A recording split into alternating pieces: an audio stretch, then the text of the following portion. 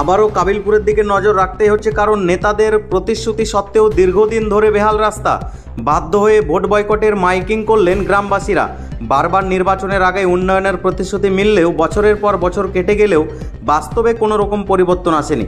মুর্শিদাবাদ জেলার সাগরদিঘি ব্লকের কাবিলপুর গ্রামবাসীদের প্রধান অভিযোগ, নেতারা শুধু ভোটের সময় আসে, প্রতিশ্রুতি দেয়, তারপর সব ভুলে যায়। আর সেই অবহেলার সবচেয়ে বড় প্রমাণ গ্রামের প্রধান রাস্তাটি।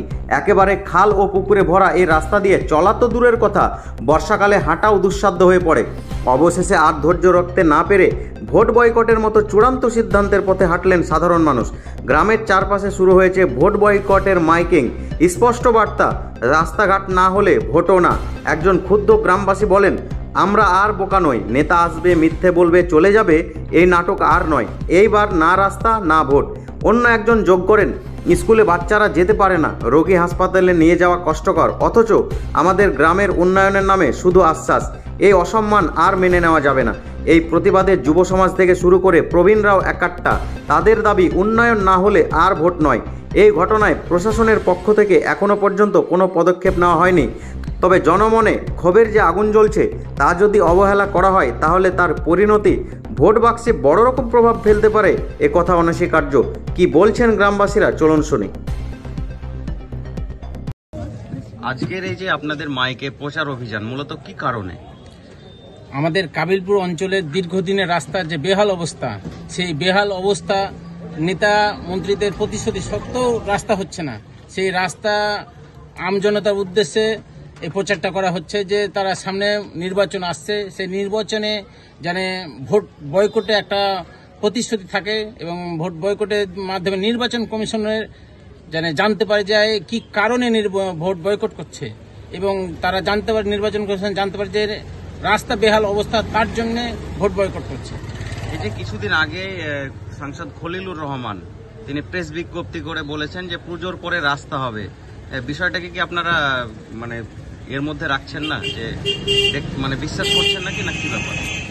আমাদের সংসদ মাননীয় খলিলুর রহমান সাহেব যেটা বলেছে, সেটা ভোটের আগে বলেছিল যে আমি নির্বাচন জিতলে 1 মাসের পরে আমি কাবিলপুর অঞ্চলে রাস্তার কাজ শুরু করব।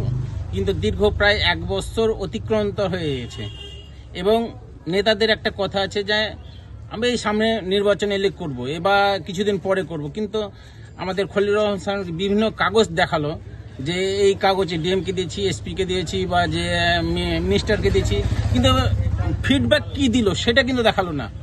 যে এমএলএ এমপি ডিএম সাহেবকে যেটা দিয়েছি কাগজটা, সেটা ফিডব্যাক যে আমাদের এই রুলস অনুযায়ী কাজটা করব, সেই কাগজটা দেখালো না। কাগজ দিতে পারে, সেটা মেনে নিতে পারছি, কিন্তু ফিডব্যাক কি দিল সেটা দিল না। আচ্ছা আচ্ছা, ঠিক আছে। মূলত কোথা থেকে কোথা পর্যন্ত আপনারা এই প্রচারটা করছেন? মূলত কাবিলপুর জিপি ডুগরিপাড়া থেকে কাশিয়াডাঙ্গা পর্যন্ত, কাবিলপুর অঞ্চলে যেটা এরিয়া, সেইটা এরিয়া বরাবর। এখন কি পরিস্থিতি রাস্তার? আমি আজকে এখনো আস্তে আস্তে দেখলাম যে একটা টোটো উল্টে পড়ে আছে, তার ধুড়ি ভেঙে গেছে। নিত্যদিন এরকম ঘটনা ঘটছে? প্রত্যেক দিন বাচ্চারা স্কুল যেতে পারছে না, বিশেষ করে কাবিলপুর বটতলা, ওখানে কেউ যদি কাবিলপুর চাঁইপাড়া থেকে এদিকে আসে তো জল অতিক্রান্ত না করে আসতে পারবে না। আপনার নাম? আমার নাম বাবর আলী। এই যে আপনাদের গ্রাম অর্থাৎ কাবিলপুরের রাস্তা দীর্ঘদিন থেকে বেহাল অবস্থায় রয়েছে, নেতারা বিভিন্ন প্রতিশ্রুতি দিয়েছে, কিন্তু তারপরেও সেভাবে রাস্তা হচ্ছে না, এমনটাই অভিযোগ গ্রামবাসীদের। আজকে দেখতে পাচ্ছি গ্রামবাসীদের উদ্দেশ্যে ভোট বয়কটের ডাক দিচ্ছেন এলাকার বেশ কিছু মানুষের, এবং সেই উদ্দেশ্যে একটা মাইকিং হচ্ছে। বিষয়টাকে কেমন চোখে দেখছেন, কি বলবেন? আমরা এটা খুব সুন্দরভাবে দেখছি। আমরা কাবিলপুরবাসীর লোক, আমরা নেতা গড়াতেও পারি, আমরা নেতা ফেলতেও পারি। হ্যাঁ, আমাদের রাস্তাঘাটের খুবই অবস্থা খারাপ। তাহলে কি আগামী বিধানসভা নির্বাচনে আপনারা গ্রামের পক্ষ থেকে ভোট বয়কট করবেন? হ্যাঁ, আমরা বয়কটের ডাক দিচ্ছি। আচ্ছা, আপনার নাম?